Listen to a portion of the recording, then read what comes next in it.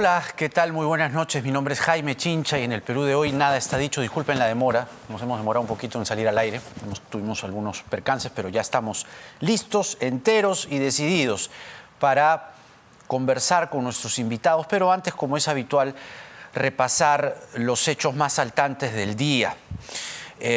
La señora Dina Boluarte, recientemente expulsada de Perú Libre, vicepresidenta de la República, va a dirigir mañana el Consejo de Ministros, ya les voy a contar por qué. Ha felicitado al presidente Pedro Castillo, felicitado por la entrevista a la CNN. Lo que se debe de rescatar de la entrevista que ayer dio el presidente a un canal internacional, primero es la sencillez del presidente, la forma natural de contestar. Él ha dicho bien claro que no ha sido preparado para asumir la presidencia y está, creo que eso, y además viene conociendo las necesidades del pueblo peruano. Hay que felicitar al presidente su naturalidad de cómo dice las cosas y no la preparación que otras personas seguramente han tenido, y miren dónde están, dónde han terminado. Bueno, es lo que piensa la señora Boluarte. Distinto piensa Guido Bellido, dice que fue una entrevista, la de Del Rincón, que hoy tiene segunda parte además, maliciosa. Sí. Yo no he visto la entrevista completa, pero he visto en una de las entrevistas que incluso el periodista habla de mi persona, sin tener fehacientemente la situación en la que se viene desarrollando ciertas acusaciones. O sea, suelto de hueso el señor, se manda y ni siquiera ha visto la carpeta fiscal de cómo se está desarrollando. Lo que él ha hablado y se justamente despacha ha sido con de todo, y a mí realmente esta forma de entrevista es con malicia, porque si quiere preguntar, te pregunto una pregunta, pero no te hago pues una lista de 50 preguntas. ¿Cómo? Y al final de cuentas dejas al entrevistado en una situación complicada. Hecho, perdón. Bueno, son las palabras de Guido Bellido. Lo que más me llamó la atención fue el rostro de nuestro amigo y colega Carlos Villarreal, ¿no? Cuando escuchaba las cosas que iba diciendo Guido Bellido. Ay, ay, ay. Bueno, esto no es tanto para reírse, pero la premier Mirta Vázquez ha dado positivo a COVID-19. Mediante un comunicado, la presidencia del Consejo de Ministros ha confirmado que la premier está con síntomas leves, está estable, tiene las 2 dosis, además de la dosis de refuerzo de la vacuna. Se ha tomado una prueba antígena. Cuando te tomas prueba antígena es que tienes algunos síntomas, ¿no? No se olviden. Si eres asintomático y crees que tienes, mejor PCR. Bueno, pero entonces la jefa del gabinete va a hacer trabajo virtual. Por eso les decía que mañana dirigirá el Consejo de Ministros. Esto no recuerdo el precedente, si es que hubiese, ¿no? Que una vicepresidenta a la vez tome funciones como de jefa de gabinete, además de dirigir, encargarse del despacho presidencial. Pero hoy que se realizó la ceremonia en el Ojo que Llora, se ha declarado Patrimonio Cultural de la Nación, fíjense esta fotografía. Está la premier Mirta Vázquez, que ha dado positivo, y en esa ceremonia estaba ya con positivo, pero al costado suyo, muy cerquita, está la ministra Gisela Ortiz. Y a su lado, la vicepresidenta Boluarte. Ojo, ojo. Recordemos que también la vicepresidenta Boluarte es ministra, ¿no?, del MIDIS, entonces se ha encargado de la PCM por ser ministra, por integrar el gabinete. Pero habría que hacerse, no sé, si ya se la han hecho, omitan este mensaje, pero quizá la señora Ortiz y la señora Boluarte deberían hacerse también una prueba, ¿no? ¿Quién está a la derecha de Mirta Vázquez? ¿La identificas, Karen, o no? ¿Quién está? Hay una persona también que debería, no la tengo a la vista, perdón, pero también deberían hacerse por si acaso. Están al aire libre, ¿no? Pero igual.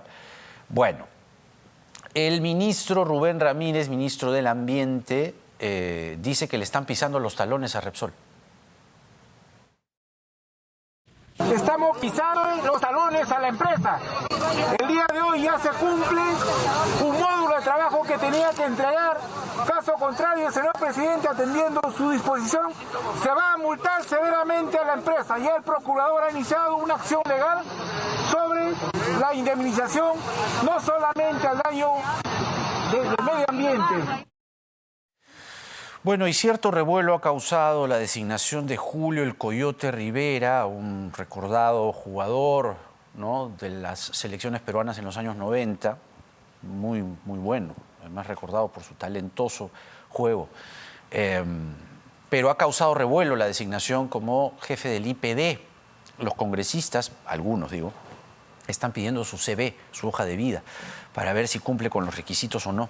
Pero el ministro Rosendo Serna, ministro de Educación, defendió a capa y espada la designación del Coyote. Nosotros hemos designado al señor Julio Rivera teniendo en cuenta el cumplimiento del perfil que está en el clasificador de cargos. En ese sentido, él cumple con todo el perfil y es más, es un connotado deportista reconocido no solo a nivel local, sino a nivel internacional. Entonces, él cumple todos los requisitos que señala el perfil del puesto y creo que ahí no hay ninguna situación que discutir, ¿no? No estamos poniendo a una persona que está improvisada, que no conoce el deporte, que no conoce la situación del análisis, de la perspectiva que hay que darle al deporte en general, ¿no? Bueno, esas son algunas de las cosas más saltantes de la jornada. Vamos a conversar a continuación con Hernán Chaparro. Él es profesor e investigador de la Universidad de Lima, distinguido, reconocido, además analista, politólogo. ¿Cómo estás, Hernán? Buenas noches. ¿Cómo te ha ido? ¿Qué tal, Jaime? Buenas noches. ¿Cómo estás? Pues aquí, esperando, si acaso apenas termine este programa, me voy a ver a mi colega Fernando del Rincón con la segunda parte de la entrevista, pero la verdad es que ha dejado un mal sabor de boca, ¿no? Las cosas que ha dicho el presidente y las cosas que no ha dicho, y la verdad es que no ha quedado muy bien parado del todo. ¿Cuáles ves tú como, o advertirías como consecuencias, un poco, qué pasivos carga el presidente después de esta entrevista? ¿Cuánto lo marca, mejor dicho? Bueno, creo que refuerza esta imagen de bajo liderazgo, ¿no? Ya el liderazgo de Castillo estaba cuestionado. Una de las formas de cuestionar su liderazgo era su poco diálogo, poca interacción con la prensa, con los medios en general, que es a través de las cuales tú llegas, es una forma de llegar a la ciudadanía. Y bueno, sale, además es todo apretado, casi un fin de semana, ¿no? Viernes, entrevista en prensa, el sábado, ¿no? En la radio, o el viernes mismo, perdón, en la noche en la radio. Sí. Y el domingo, el lunes de entrevista, todo junto, sí, muy mal planificado por lo visto, y entonces en lugar de fortalecer una posición, la debilita mucho más, ¿no? Sí. Ahora, ciertamente, y yo tengo que decir algo, ¿no? Después de ver la entrevista, nos hubiese gustado que nos la conceda también a nosotros, pero bueno, así pasa, pues. A veces te dicen que sí, a veces te dicen que no, y uno tiene que ser hidalgo y simplemente todo sigue para adelante, ¿no? No hay problema, ¿no? Igual la invitación está extendida para que él pueda... No creo que dé entrevistas de aquí un buen tiempo, la verdad, después del Rincón, creo que ha sido algo muy fuerte para él. Pero te decía que hay un ángulo, y esto incluso si quieres como autocrítica también puede ser, porque yo tampoco le di mucha mirada. El ángulo que coloca del Rincón de, por ejemplo, ¿no?, cuando le dice, oiga, cualquiera entra y sale, usted es presidente, la institución de la presidencia de la República, cómo usted, ¿no?, va a salir al patio y de pronto va a ver que hay una fiesta infantil, cómo es que no le han avisado, porque Castillo dice, no, yo salí y de pronto ya había una fiesta. Entonces, del Rincón, que viene además pues de una idiosincrasia, digamos, de primer mundo, él vive en los Estados Unidos, ¿no? Allá la institucionalidad de la presidencia es sumamente respetada y todo lo demás. Creo que se nos pasó a todos. Se nos pasó a todos ese ángulo, porque todos estaban mirando, no, que claro, Carelim, que le hizo la fiesta, pero el saberse como el primer ciudadano de la nación y saber que personificas a la nación, ¿no? Eso no lo tenía claro el presidente.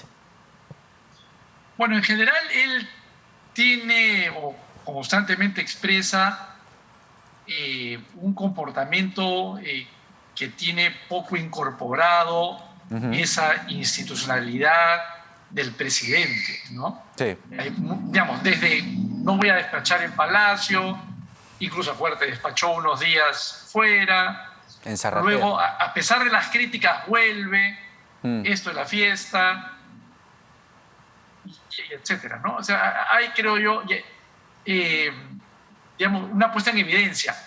Pero además creo que la entrevista que se transmitió ayer y a esta segunda parte, con esta pregunta sobre el cumpleaños, creo que desarma esta fallida y reiterada estrategia del presidente de ubicarse como una suerte de inocente. Ajá.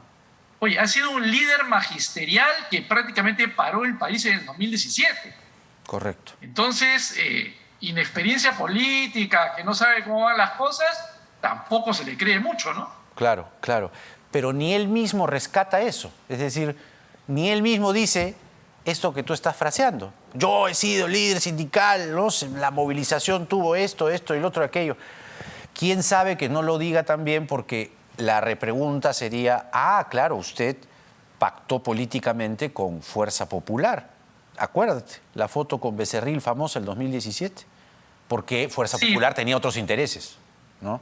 Mira, es una cosa extraña, ¿no? Porque él y su grupo de asesores, es obvio que esta es una decisión no solamente suya, es reiterativo de ubicarse, se ha dicho hasta la saciedad, pero es una terrible verdad. Se ubica en ese rol medio de víctima, representante de un pueblo sufrido. Es una lógica populista un poco extraña, porque normalmente en el discurso populista, el líder populista más bien se fortalece, separa esa fortaleza popular y critica, digamos, a una élite, critica a quienes son la causa de la injusticia.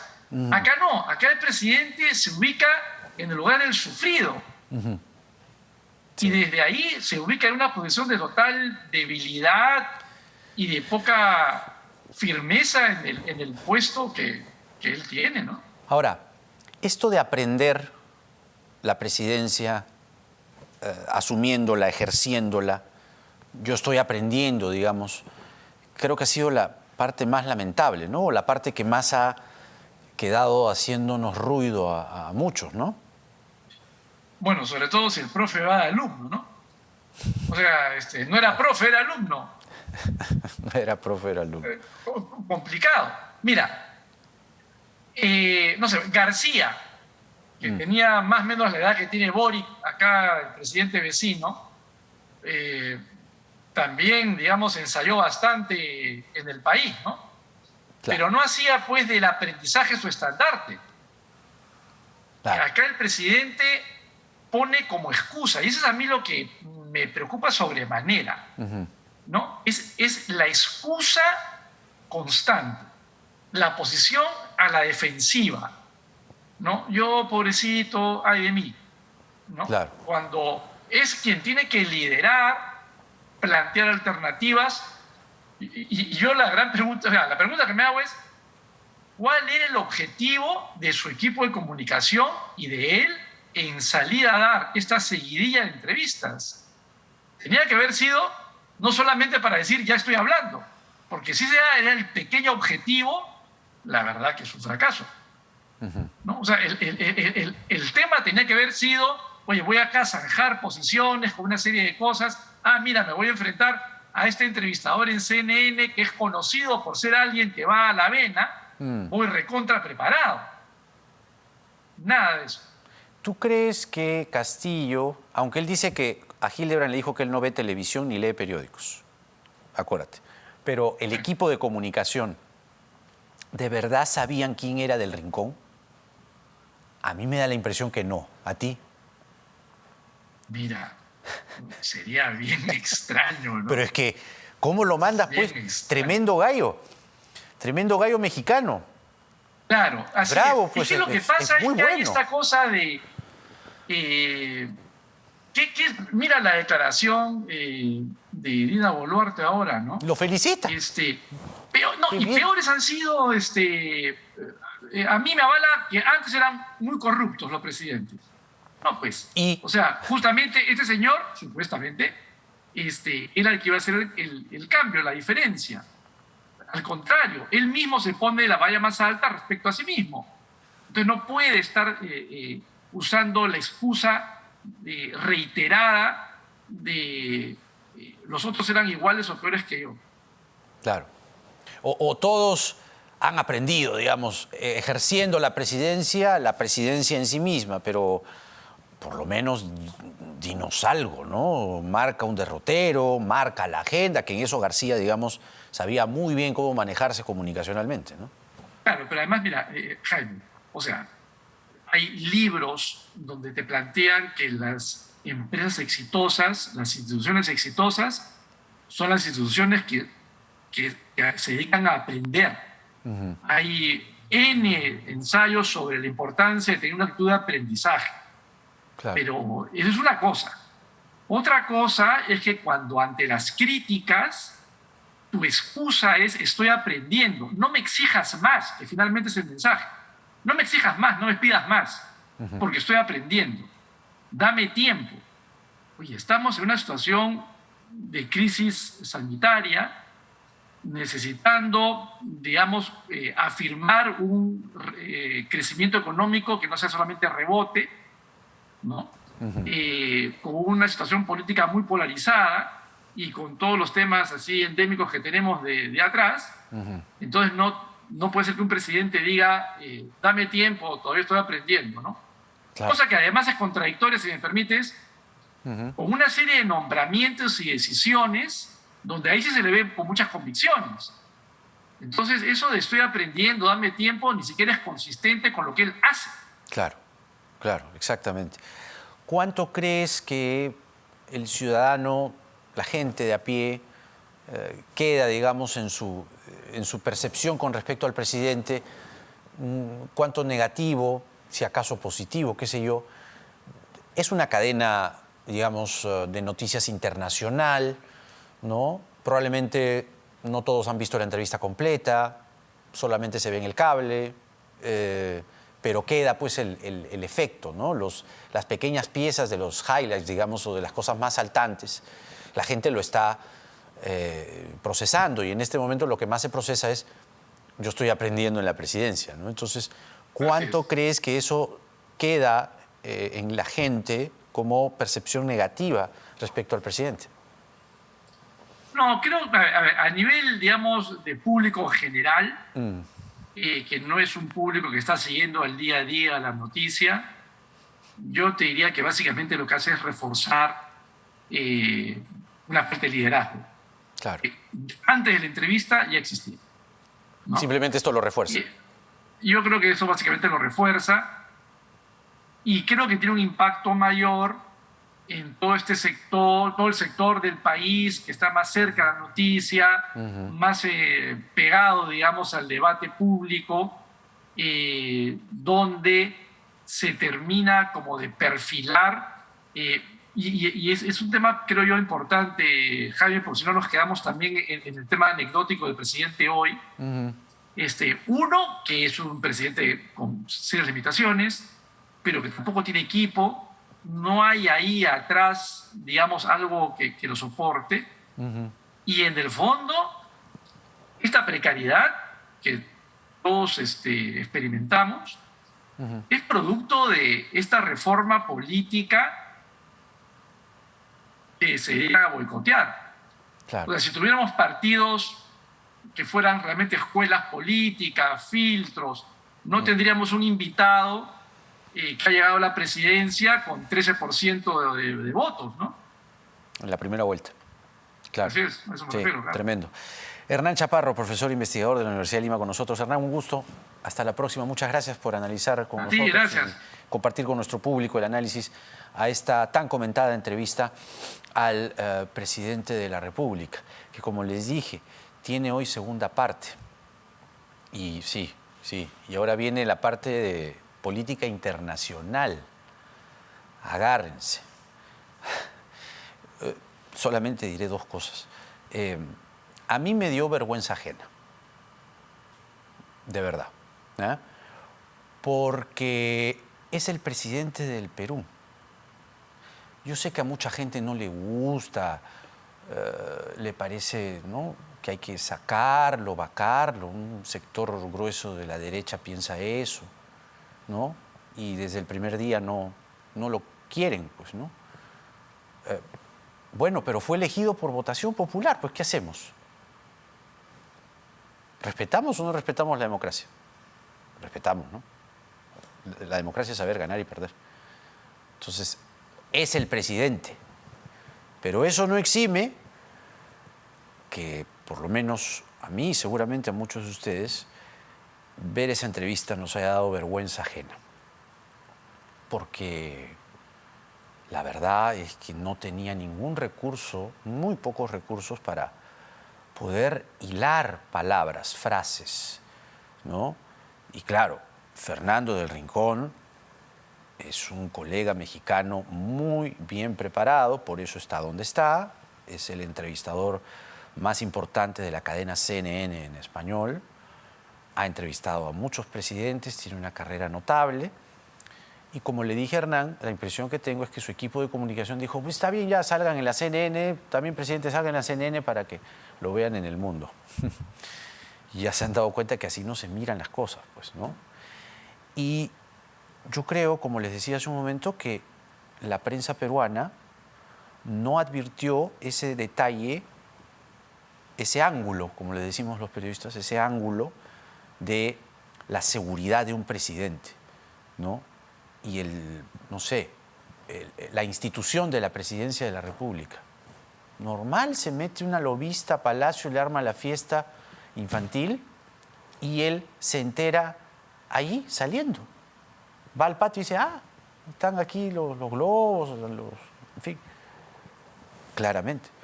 La prensa estaba viendo más el asunto de Carelim, sí, pues la fiscalización, pero ese ángulo, interesante. Y hay varias cosas que rescatar de las cosas y de las preguntas que ha formulado, y sobre todo las repreguntas, porque el secreto de una buena entrevista está en las repreguntas de Fernando del Rincón. Ha sido una entrevista notable que hay que reconocer. Cuando las cosas se hacen bien, hay que reconocer públicamente, como lo estoy haciendo, ¿no? Aquí, pero a ti no te dio la entrevista. ¿Y? Normal, pues. Uno sabe ganar, sabe perder, sabe reconocer y todo lo demás. Acá ni siquiera hay ganadores ni perdedores. O sea, no tenemos la entrevista. No pasa nada. No pasa nada. Tranquilos, muchachos. Tranquilos. Pero bueno, esta entrevista, la del Rincón, que repito, tiene segunda parte, le está trayendo serias consecuencias al presidente. Además que no le gustó, pues, ¿no? Evidentemente. Pero para dar una entrevista así hay que prepararse. Y claramente el presidente no se preparó. Y si se preparó, no se notó. Vamos a la pausa y regresamos con la abogada penalista Romy Chan para ir anotando uno por uno los alcances legales, las denuncias penales que deberá enfrentar Repsol por el crimen ecológico en Ventanilla, porque nada está dicho.